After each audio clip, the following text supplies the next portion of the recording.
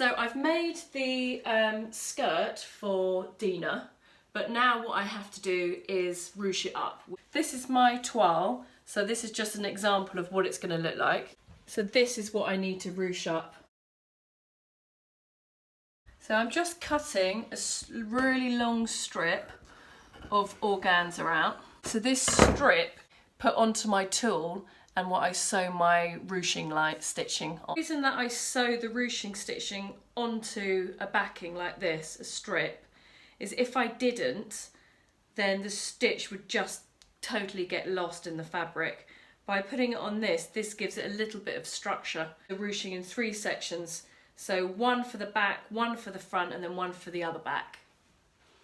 So I'm just laying the tape, my strip of organza, at the centre back, and I'm actually going to do 2 lines of ruching about just over 0.5 centimetres apart. So I'm on the machine just about to do my ruching stitches. So ruching is going to be a long stitch, so I turn it all the way up to 5 and I place my tulle underneath and the strip on top.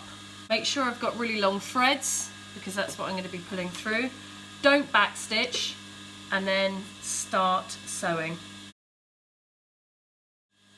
The reason I'm using a lightweight fabric like an organza as my backing is because when it's all ruched together, what you don't want is for it to be, the seam to be really bulky. And do another line of stitching next to that one.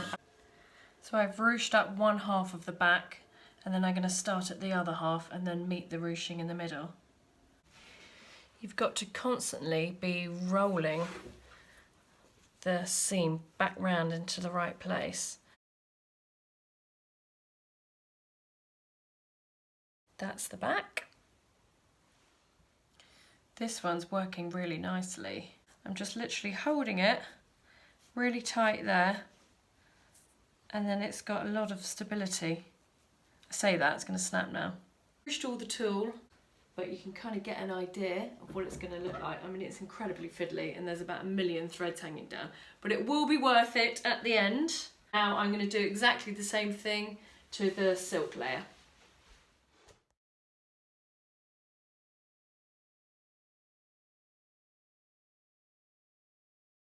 The temptation is to cut off all these annoying little threads. Can you see them?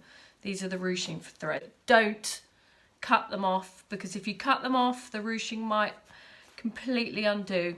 You want to keep them on until you actually sew it all in place onto your bodice.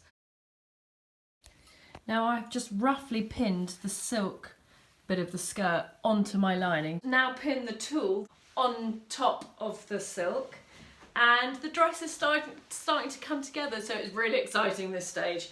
If it's looking good now and it's not even sewn in, it hasn't even had a press, the bodice isn't even on, then this has definitely got potential.